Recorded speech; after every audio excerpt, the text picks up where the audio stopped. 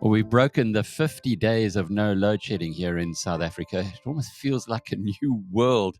And indeed, the man being given a lot of credit for that is the chairman of Eskom, Mteto Nyati. He was in our BizNews studios a little while ago, closing off a very successful career as the CEO of Altec. Before that, he's been running a big part of MTN. We're going to catch up from the man himself about where we are and what the challenges are for Eskom going ahead. Well, Mteto, when we spoke in the BizNews studios in Bryanston, I remember you had just been appointed to the Eskom board. Cyril Ramaphosa had come to you and you said to me, yeah, this is like a bit of national service. There was a lot to be done. Not long afterwards, you have kind of, put your print on it. Just, you know all about governance and independence and not independence. We don't hear much from the Eskom CEO. You seem to be doing a lot of at least the talking. What's happening within the organization? Are you more of an executive chairman than a non-executive? In other words, hands-on to a degree? Uh, I would say that the entire board, because the company was in a crisis situation, when we joined as the board, we made a decision that we're going to be an engaged board.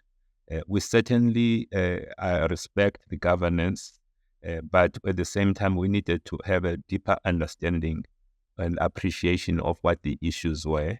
In a way, then we ended up with engaging, in some cases, directly with the power station general managers to get directly from them. Of course, in those environments, we would have the COO like Jan Opehoza, who used to be part of those sessions. So we respect everything, but we wanted to have good quality information coming from the ground. And from there, of course, we worked, we allowed management to come together, to come up with a plan.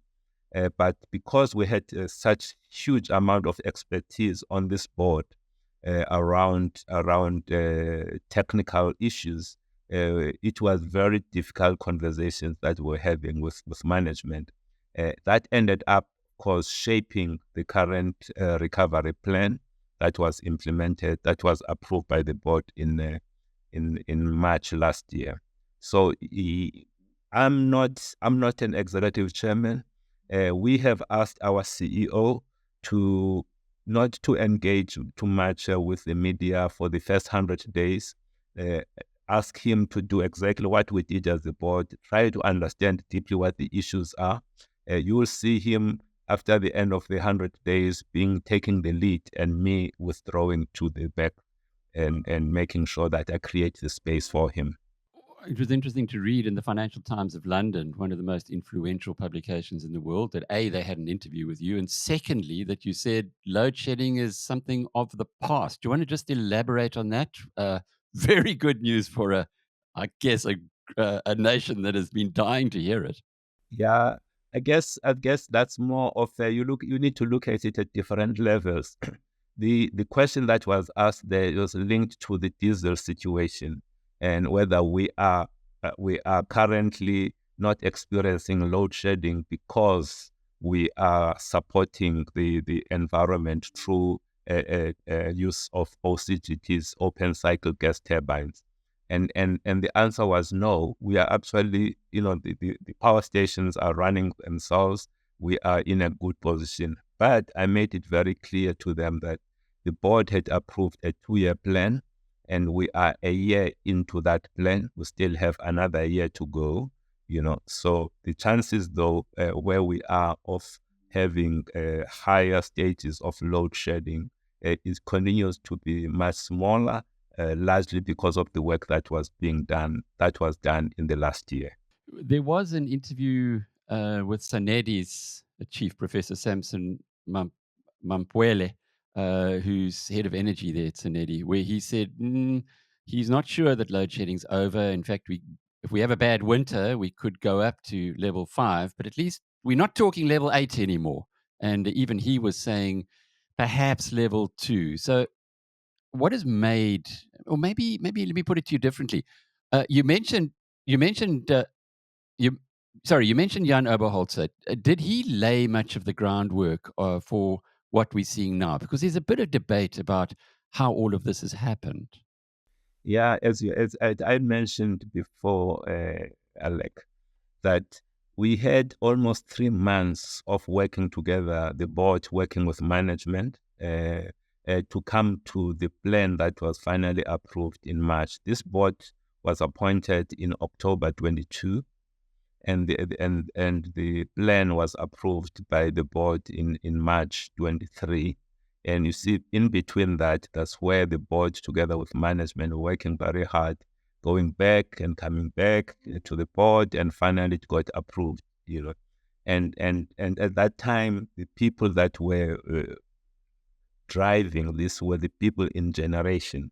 It was not the COO. We're working directly with the team that is in generation that put this together. But as of course, when it got presented to the board, it had to be presented by the leader of the company, and the leader of the company at that time was Andre, you know. And when we then went ahead to present it to external of government of Eskom, we presented it first to the DPE, the plan, and then we presented it to the president of the country. And at that in that case, I was together with Mpo and Andre. Mpo at the time was the chairman of the board. We were the ones who were representing the company and presented it to the president. So it was quite interesting. And look, we have got an election coming in a week's time. So not even a week's time. So we've got to take this with a bit of a pinch of salt.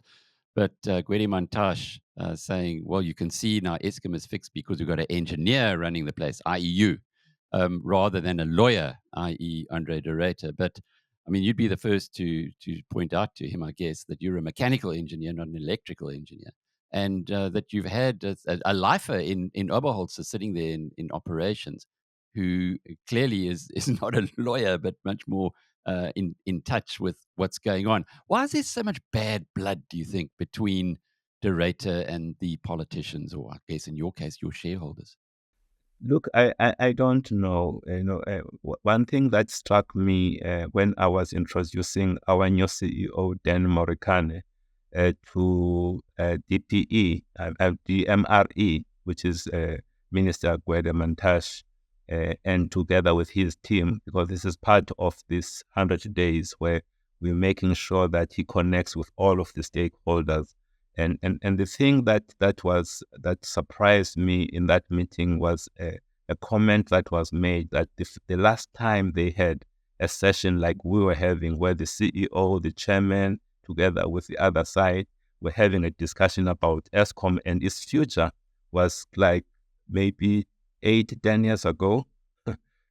And that to me is a surprise. In any role, you've got to make sure that you manage your stakeholders. You may not agree with them, but you need to have that relationship. We are where we are now in Eskom, largely because of how we are leveraging the different ministers. Because certain areas we are unable to do certain things, because we've got such clarity around what the issues are. We then go to, let's say, Pravin Gordon and say, Pravin, this is how we think you can help us. We go to the Minister of Finance. This is how you think you can help us, And all of those people are coming to the party because but you are managing them. You are managing up. That's just how you need to be doing things. So I'm not sure how they used to do things, but how we will go about doing things. We build relationships. So we make sure that we understand where each one of the different parties are coming from. But we're not confused about what our interest is. Our interest is Eskom, and our interest is, of course, South Africa. It's a very positive development, the way you've outlined it there. You mentioned Pravin Gordhan. He has been saying for some years that the epicenter of state capture was Eskom. We know from Treasury that 500 billion rand has been injected from taxpayers to bail out Eskom because of all of this period. I know that you've had bigger or rather more immediate issues on your plate, but have you been starting to recoup that? Maybe bring those miscreants to justice now that you can't say load shedding's over, and you've explained that, but now that the immediate issue is behind you. Yeah, we had as leaders, and this is really the space where Dan is providing the leadership. You've got to do all of these things at the same time because they're all of them are priority. We have to keep the lights on. Uh, you also have to do the unbundling of the company because it has to align to the future. We have to make sure that we create the space and open up the space so that other players can come in. That is important as well. At the same time, we have to clean ourselves up, because we have, as much as a majority of our employees are employees that are honest, and these are people that are highly dedicated to the company and are competent, but we also have people that are bad apples that needs to be removed from the environment, and that is a priority as well. So as the board, we've been working with this. We have not stood on rooftops shouting with regards to what we are doing, but just something that is occupying our minds all the time. Working together with some external companies that are helping us strengthen the investigation capabilities. We also were using technology, AI, to help us to make some connections that in the past, those connections was difficult to make. Using data from externally, connecting with data internally. You may have heard the last management indicating that there's corruption in Eskom. This current management, we know that it is, but we also know who is doing what. We've been able to put those pieces together, and right now, together with the relevant authorities, we're working to make sure that we do things the right way. We tackle those that need to be tackled, but it is something that you have to approach really, really carefully. Yeah, and we're doing exactly that. I was reminded of an incident of 5 years ago by the news in the Financial Times. Again, they're our partners in London, so I don't mind mentioning them often. Of the Adani Group in India, which has been exposed for, in fact, just this morning, has been exposed for importing coal from Indonesia, low quality coal, and then giving it to power stations in India and charging triple the price and presumably greasing quite a few palms along the way. And we remember that's what the Guptas did. But something that may or may not have come onto your radar was the chief coal scientist at the time was a 30-year veteran called Dr. Mark van der Riet. He was also an adjunct professor at Wits. And Dr. van der Riet said that the coal that was coming in was mainly, well, it was low grade, and he refused it. He was then suspended and put through a grinding disciplinary committee which basically killed him. He was 56 years old. He died of stress-related heart attack. And of course, nothing has happened. That was in 2019. Issues like that, I'm sure, will at some point in time need to be approached. What's your thought on that? And just use that as a particularly poignant example, given what's happening in India, and given that it was guys from India who were doing this. So it seems like maybe the Adani Group learned from the Guptas. Yeah. So you are on a very good point, and I must say that our term as this board is coming to an end October next year. So we are very clear about the legacy that we want to leave behind, and it must be a legacy of excellence. It must be a legacy of leaving behind a very strong environment where you talk when you're looking at controls, strong financial controls and many other controls. And so one of the things that we did about, I think it was about a year ago, was to issue out a tender that looks at that whole logistics, the transportation of coal. and try and automate and remove as much of the human interference as possible. And looking at three streams. One, the direct coal that is coming from the mine via the conveyor belt to us.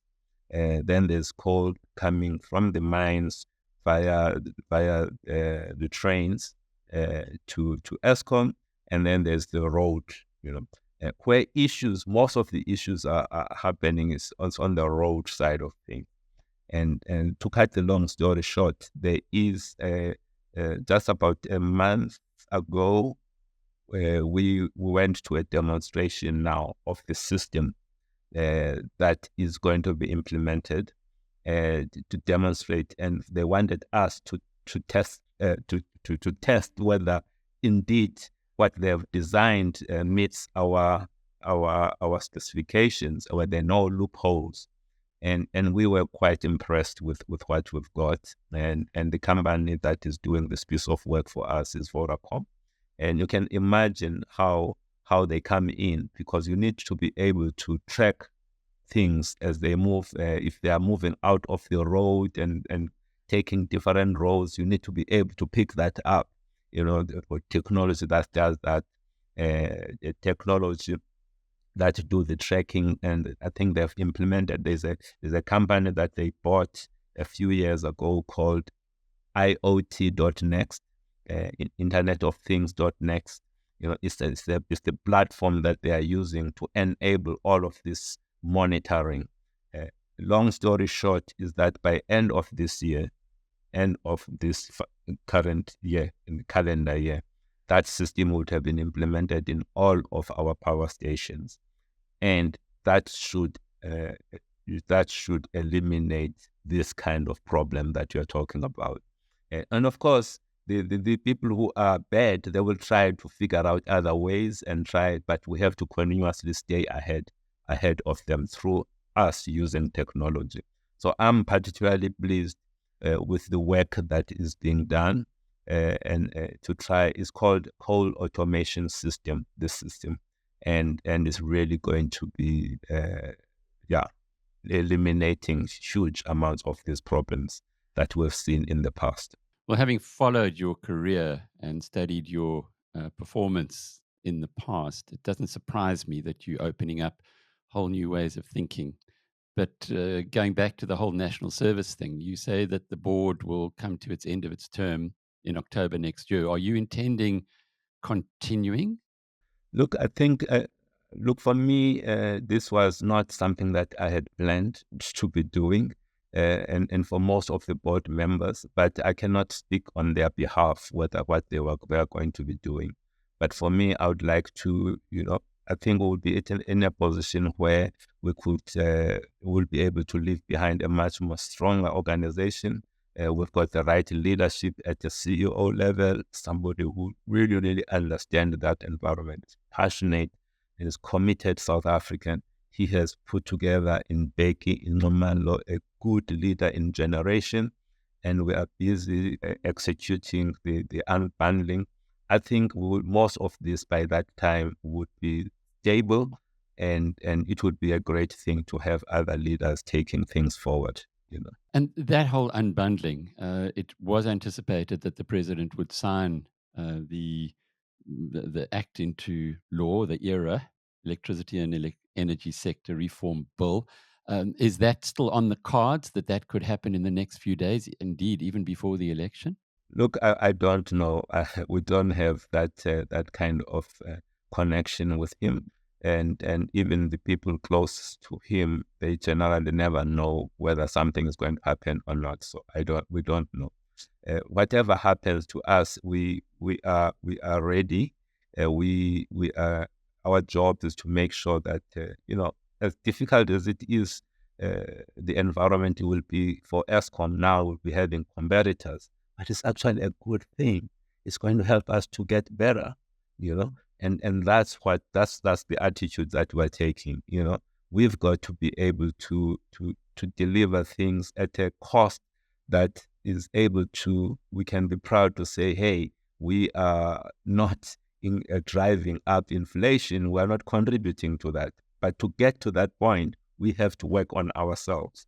And this journey that we are going through is going to be a process that forces us to get our game up as Eskom. Mteto, before we leave, I'm sure people would have been consuming this discussion and saying, "Oh yes, well, but what's going to happen in future? Are is Eskom going to be able to deliver its part? Is the private sector going to continue to generate more solar and wind energy to help in the whole picture?" When you look back on your time over the past 3 years, what is coming through to you looking into the future? Will we have enough electricity in South Africa, not just to never have load shedding again, but indeed to be able to grow the economy once more? Yes, look, the future is really bright. To use that, the future is bright. When I look at the uh, the private generation capacity through IPPs that have been signed, it's a huge that is in the pipeline that is not yet connected to the grid. And that we would have hoped now that most of that would be contributing a lot more. It has not. There have been delays here and there, but that's something that is coming, and that's going to just add to the capacity. The focus that we have had within Eskom was to look at what I called unplanned outages. Within those unplanned outages, we're sitting on average at about 18,000 megawatts at any given moment in time. 18,000 megawatts. That's out. That's a capacity that should be used, that's not available. On average now, we're sitting at around about 11,000. Significant reduction. So you have taken that capacity that was latent capacity that was there, and now it's available. And we have been facing a few times in the last week or two where we've got so much supply that we have to switch off some of the supply. We call it cold reserve, putting it on cold reserve. But looking at that 11 from the board perspective and our discussion with them then is that we need to get below 10. We need to get as close as possible as to zero. So the fact that now the government has allowed us to put incentives for our employees to align with the objectives that we have set for them, that is a good thing, because now each power station have got some targets to drive down these unplanned outages, and that will again release a significant amount of capacity. We think that for this winter, the maximum, the highest demand that is going to be looking for we're going to be experiencing is 34,000 megawatts. And just a few, I think it was Friday, we're sitting with available capacity of 32,000. So at worst, if we were to experience that 34, which is unlikely, at worst you would have 2 stages of load shedding for that day. So what is my point? My point is that we have to just continue to be disciplined and do what we're doing, drive down these unplanned outages. That will release the capacity. This country will have the energy that it needs, more so with the renewables coming further down the line. So I'm quite positive about the future, Alec. Mteto Nyati is the chairman of Eskom. I'm Alec Hogg from BizNews.com.